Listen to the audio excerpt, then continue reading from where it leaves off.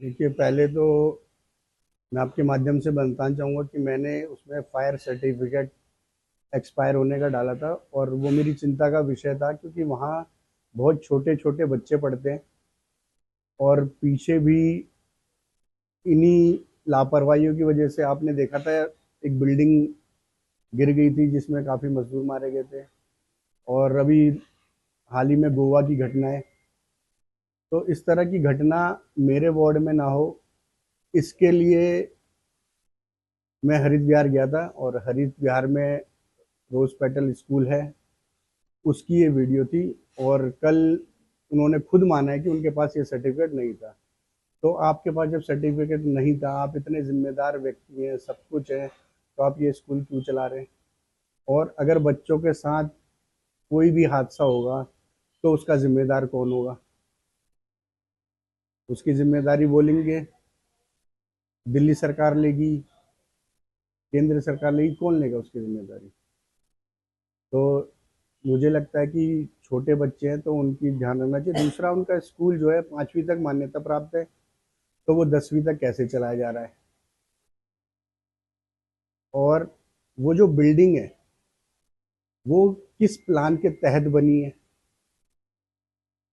क्या उसमें 24 बाई 24 के कमरे हैं? जो हमारा शिक्षा विभाग और सब चीज़ें मानता है, सर्टिफिकेशन देती है सीबीएसई, क्या उन मान्यताओं को पूरा कर रहे हैं? एक बिल्डिंग में 2 जीने होने चाहिए, लिफ्ट होनी चाहिए, क्या वो लगी है?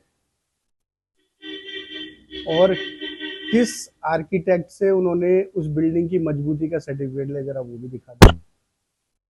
तो ये गंभीर सवाल मेरे उनसे हैं। और दूसरा, मैं नहीं चाहता कि मेरे वार्ड में किसी भी तरह की मिस हैपनिंग हो, इसलिए हम उसकी जांच कराएंगे।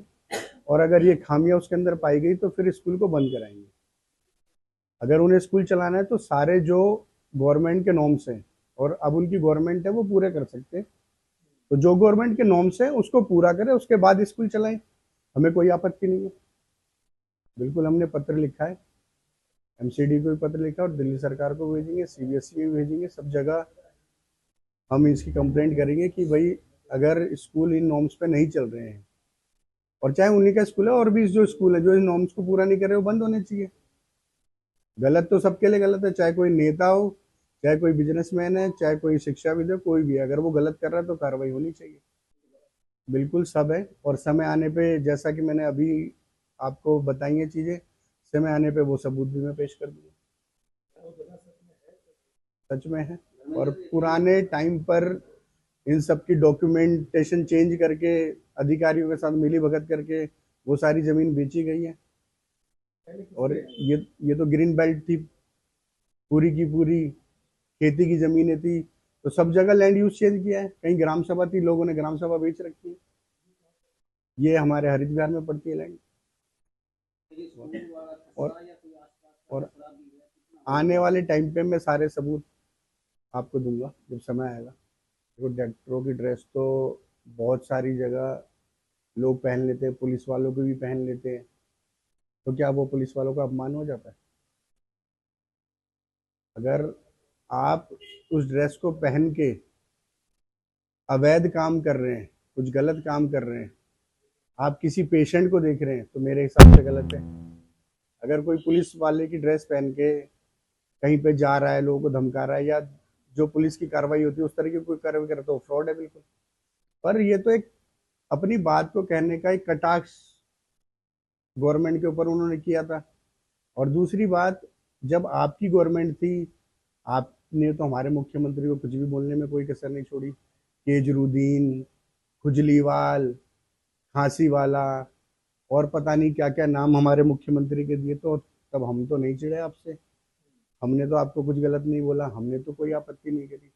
तो आज आप इतना क्यों नाराज हो रहे हैं? और मैं गुलाब सिंह राठौड़ जी की एक वीडियो दिखा देता हूँ, जो डॉक्टरों पे आज उन्हें आपत्ति हो रही है कि खुद उन्होंने हमारे मोहल्ला क्लिनिक के डॉक्टरों को क्या बोला था।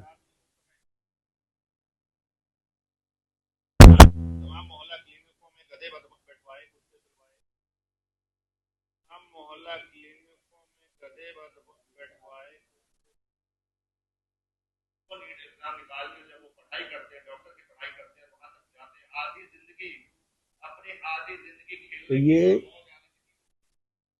मौज आने ये कौन बोल रहा है? इसमें इन्होंने कहा है कि इन्होंने अपने मोहल्ले क्लिनिक में गधे बिठवाए, कुत्ते बिठवाए। तो ये डॉक्टरों का अपमान नहीं है? क्या हमारे देश के डॉक्टर गधे या कुत्ते हैं? तो इस तरीके से जब अपमान की बात कर रहे हैं, ये अपमान नहीं है, पर जो विधायक जी ने अगर डॉक्टरों की ड्रेस पहन ली तो वो अपमान है। देखिए, सोशल मीडिया की लड़ाई हमारी तरफ से कोई लड़ाई नहीं है। केवल उन्होंने, भाजपा के नेताओं ने पूछा था कि संजीव झा ने बुराड़ी विधानसभा में क्या किया। तो भाई, हमारे कार्यकर्ता और हम लोग जा जाके दिखा रहे हैं कि हमने क्या किया। इसमें कोई लड़ाई वाली तो कोई बात ही नहीं है। वो पोस्टर भाजपा की तरफ से लगे, पर हमारे पोस्टर में सवाल पूछे गए हैं कि आपने 11-12 वर्षों में क्या किया। हाँ, तो उसी का तो जवाब हम लाइव के माध्यम से दे रहे हैं। जगह जगह जाके जहां जहां हमने जितने काम किए हैं वो सारे काम गिना रहे हैं। हम उनसे कोई लड़ाई नहीं लड़ रहे। उन्होंने जो सवाल पूछा है, केवल जो हमने काम किया वो काम जा जाके दिखा रहे हैं। इसमें कोई लड़ाई वाली बात नहीं है। उन्होंने काम पूछे थे तो हम काम दिखा रहे हैं, और हमने काम किए हैं इसलिए हम दिखा रहे हैं। अगर किए नहीं होते तो दिखा भी नहीं पाते। विधायक जी रेंट पे रहते हैं, और ऐसी अगर कोई जमीन है तो उस पर कार्रवाई बिल्कुल होनी चाहिए। पर विधायक जी किराए पे रहते हैं, उनका अपना कोई मकान नहीं है वो। तो अगर ऐसी कोई जमीन है तो उस पर कार्रवाई होनी चाहिए। दूसरी बात कि ये वक्त संजीव झा जी कहाँ रहते हैं, वो क्या करते हैं, वो गांव से कैसे आए थे, इन बातों का नहीं है। इस वक्त पूरे देश में और दिल्ली में खास करके पॉल्यूशन से बहुत बुरा हाल है, बहुत ही ज्यादा। और हमारे से ये पूछने से जनता का भला नहीं होने वाला कि कौन कहाँ रह रहा है, या उस विधायक जी को अगर उनके घर से निकाल दिया जाए उससे जनता का भला नहीं होने वाला। जनता का भला ये पोल्यूशन कैसे कम होगा उससे होगा। तो मुझे लगता है कि हमें ये उल्टी सीधी बहस को खत्म करके दिल्ली सरकार को जवाब देना चाहिए कि उनका इस पोल्यूशन को कम करने के लिए क्या एक्शन प्लान है। तो वो भाजपा के नेताओं ने भाजपा की सरकार से पूछना चाहिए कि उनका क्या एक्शन प्लान है इस पोल्यूशन को कम करने के। और मुझे लगता है कि हम सभी को बैठ के, क्योंकि बहुत ही चिंता का विषय है दिल्ली के सभी नेताओं को, चाहे वो किसी भी दल के हो, सबको एक साथ बैठना चाहिए और बैठ के इसके सॉल्यूशन की ओर बढ़ना चाहिए। और केंद्र सरकार को भी इसमें बैठना चाहिए। और दिल्ली सच में रहने लायक और सांस लेने लायक नहीं बची है, और इसको लेके बड़ा एक्शन प्लान होना चाहिए।